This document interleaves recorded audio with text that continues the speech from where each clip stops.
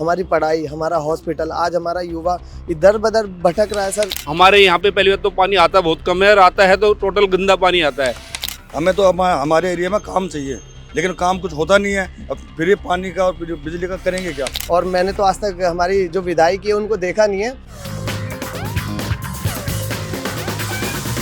नमस्कार, दिल्ली बोली सीरीज के तहत आज हम आए हैं त्रिनगर विधानसभा सीट। यहाँ के कुछ लोग हमारे साथ हैं, उनसे जानते हैं कि स्थानीय मुद्दे क्या हैं और वो किन बातों को ध्यान में रखकर वोट डालेंगे। तो सबसे पहला मेरा सवाल आप लोगों से है कि पिछले 10 साल में आपके इलाके में जो मौजूदा सरकार है उसने कुछ काम किया है या नहीं किया है? 10 साल में इन्होंने कुछ नहीं किया, सिर्फ अपना नाम उजागर किया है, सिर्फ अपना नेम प्लेट लगाई है पार्कों पे और गली मोहल्लों के कोनों पे। काम के नाम पे है रहे जीरो ही। सर मैं एक ही बात कहना चाहूँगा, मैं त्रिनगर विधानसभा 16 से आता हूँ। मैं रियल बताऊँगा आपको, हमारे बगल में एक पार्क है, उसको पार्क की कंप्लेंट लेने हम इतनी बार गए हैं कंप्लेंट देने, लेकिन उस कंप्लेंट में कोई समाधान नहीं निकला। आज जाके जब 5 फरवरी आने वाली है, उससे 10 दिन पहले उस पार्क का रिनोवेशन चालू किया है। तो हम जैसी जनता, भोली वाली जनता को मतलब मूर्ख समझ रहे हैं, बेवकूफ़ समझ रहे हैं, हमें तो नहीं पता।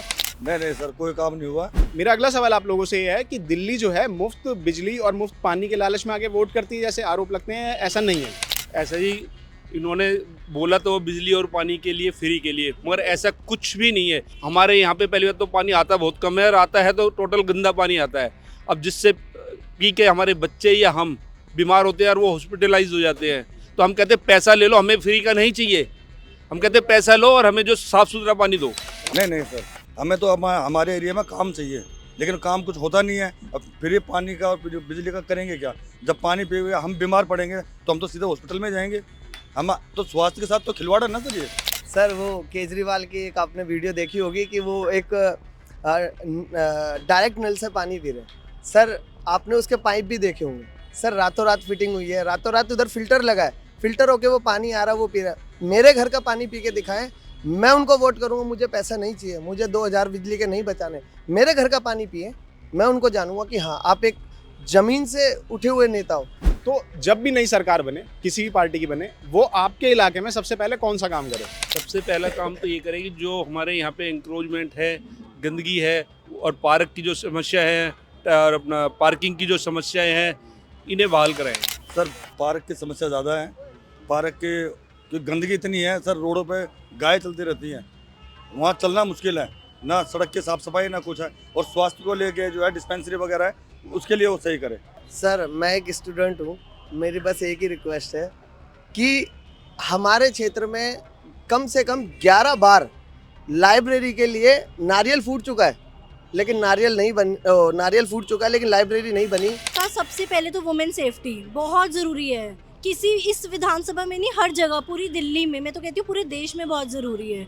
बाकी जो भी वृद्ध लोग हैं, बूढ़े लोग हैं, जो भी उनकी पेंशन्स हैं, उन सब पे ध्यान देना चाहिए, जो केजरीवाल जी की सरकार में तो बंद पड़ी है, जितना लोगों से सुनने में आ रहा है और पता चल रहा है इन्फॉर्मेशन के अकॉर्डिंग। मुद्दा ये भी उठता है कि दिल्ली में जो हवा है बहुत जहरीली हो गई है और यमुना बहुत ही गंदी हो गई है।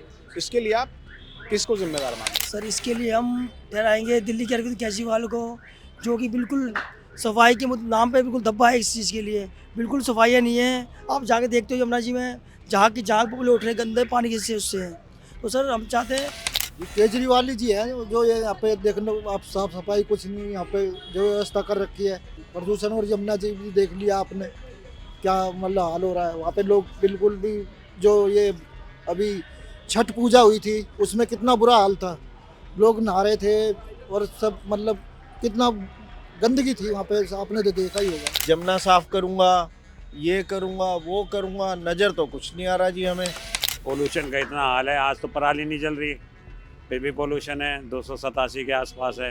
तो उन्होंने पोल्यूशन के लिए क्या किया? शीला पोल्यूशन की वजह से हमारे दिल्ली वासियों की 12 वर्ष एवरेज एज कम हो गई है और लोग पलायन कर चुके हैं। जो दमा के पीड़ित थे, काफ़ी लोगों को दमा से पीड़ित हो गए, सांस की बीमारी होगी। तो ये बहुत गंभीर समस्या है जिस पर केजरीवाल सरकार ने कुछ नहीं। एक राजनीति इस बात पर भी होती है दिल्ली में कि दिल्ली को पूर्ण राज्य का दर्जा दिया जाना चाहिए। आप उस बारे में क्या सोचते हैं, दिया जाना चाहिए या नहीं दिया जाना चाहिए? दिल्ली को पूरे राज्य का दर्जा देना चाहिए। जब तक पूरा दर्जा इसको नहीं मिलता उस समय तक दिल्ली की पूरी तरह जो है उन्नति नहीं हो सकती। बिल्कुल मिलना चाहिए। आज ये देखिए केजरीवाल जी ने दिल्ली का क्या हाल कर दिया है। बिल्कुल मिलना चाहिए, बिल्कुल हर तरीके से पूर्ण राज्य का उनको मिलना चाहिए। जो आपके मौजूदा विधायक हैं उनसे आप लोग आसानी से मिल पाते हैं, वो आपके काम करते हैं, आपकी सुनते हैं? सर शायद हमने देखा ही नहीं है उनको, एक आधी बार आजकल फोटो में देख रहे हैं हमारे मौजूदा विधायक। विधायक है नहीं, यहाँ तो विधायिका है, सिर्फ जो है विधायिका का सिर्फ जो है वो पर्चों में है वो, अदरवाइज तो सारा जितना वो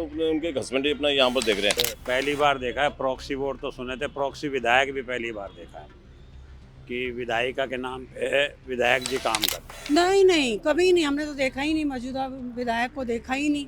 जैसे आप अखबारों में और खबरों में देखते होंगे कि क्राइम की अक्सर खबरें आती हैं दिल्ली से जुड़ी हुई, तो आपको क्या लगता है कि ये सब राजनीति का मुद्दा बनाया जा रहा है, सच में दिल्ली में क्राइम पहले से बढ़ गया है या घट गया है, क्या सोचते हैं? क्राइम तो बड़ा ही है, जो NCRB के आंकड़े हैं उसके हिसाब से क्राइम बढ़ा है।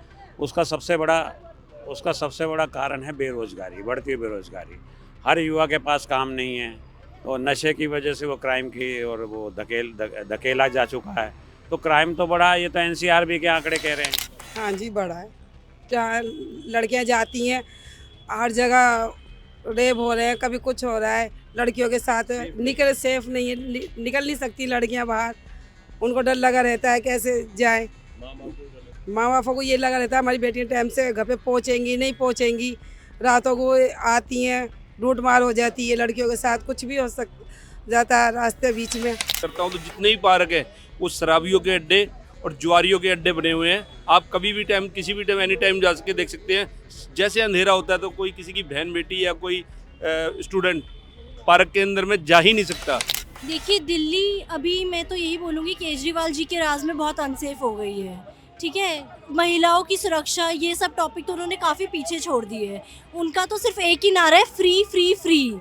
वुमेन सेफ्टी की तो वो बात कहीं करते ही नहीं है। अगर आप उनके कोई भी मुद्दे उठा लीजिए, उनकी कोई एजेंडा देख लीजिए, अगर उसमें एक में भी वुमेन सेफ्टी की बात हो रही हो तो वुमेन कहाँ से सेफ है, आप ही मुझे बताइए। बढ़ रहा है, बहुत बढ़ रहा है, और वुमेन्स की कोई सेफ्टी नहीं है। लड़कियां का कॉलेज स्कूल जाते हुए भी डरती हैं। अब जो गांव में उसमें हाल होता था अब दिल्ली में हो रहा है। दिल्ली देश की राजधानी है, यहाँ तो वुमेन सेफ्टी बहुत ज़रूरी है। दिल्ली में जैसे चुनाव हो रहा है तो बहुत से राजनीतिक एक्सपर्ट जो है उनका ये कहना है कि बीजेपी और आप के बीच ये चुनाव हो रहा है, कांग्रेस कहीं इसमें गायब सी हो गई है, ऐसा आपको लगता है या नहीं? बीजेपी तो सिर्फ इस चीज़ का फ़ायदा उठा रही है क्योंकि हर जगह जो देख रही हैं कांग्रेस और आपकी जो प्रत्याशी हैं उनके दम पे बीजेपी अपना इलेक्शन लड़ रही है। उनको ये पता है कि ये इनकी जो है आपस की इनकी जो है वोटें इनके बढ़ जाएंगी और हम इसका बेनिफिट लेके जाएंगे, सिर्फ उनका अदरवाइज कुछ नहीं है। हरियाणा में कांग्रेस है नहीं है, उसका पता नहीं क्या हो गया एकदम से ही। सब यही बोल रहे थे ना कि कांग्रेस जीतेगी कांग्रेस, अब वो नीचे हो गई है, ऊपर हो गए। वोट में जरूर गड़बड़ी है, ये तो हम कह रहे हैं, सामने चैनल पर बोला है, हम वोटिंग में जरूर करते हैं गड़बड़ी, और हिंदू मुस्लिम तो सबसे ज़्यादा करते हैं ये बीजेपी वाले। हम किसी का यो नहीं है कि किसी का लिया हुआ खावा।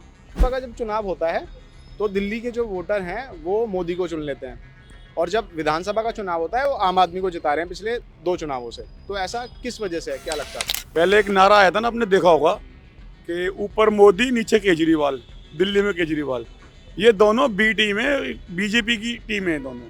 ये कांग्रेस को कमजोर करने के लिए केजरीवाल खड़ा होता है। अब जब श्रीनगर में चुनाव होगा तो आप वोट जब करने जाएंगे तो क्या देखेंगे? पार्टी को देखेंगे, सीएम फेस कौन है, या आपका लोकल कैंडिडेट कौन है वो देखेंगे? किस चीज़ को देख के आप वोट करेंगे? लोकल कैंडिडेट को देखते हुए। आज जो इतना कांग्रेस का जो ग्राफ आज इतना उठा है ना, सिर्फ लोकल कैंडिडेट को देखते हुए उठा हुआ है। मैं जो है कैंडिडेट को देख के वोट करूंगा, क्योंकि जिस एरिया में मैं रहता हूं तो सबसे पहले मैं कहीं पर जाऊंगा, पहले मैं अपने एरिया को देखूंगा। जो अपने एरिया को देखते हुए पहले तो मुझे अपने पास का कैंडिडेट चाहिए, और उसी कैंडिडेट को देखते हुए मैं वोट करूंगा। देखिए सीएम फेस तो मैं बिल्कुल नहीं देखूंगी। पढ़े लिखे बच्चे हैं हम लोग, यूथ है, आने वाली जनरेशन है हम लोग। एक वो इंसान आना चाहिए जो वाकई काम करे। हमें वो नहीं चाहिए जो एक बार वोट मांग के जाए, उसके बाद 5 साल में कभी भी नजर ना आए किसी को। थी श्रीनगर की जनता जिन्होंने बताया कि वो किस तरीके से वोटिंग करेगी। अब 5 तारीख को पता लगेगा कि यहाँ की जनता ने किसको वोट दिया।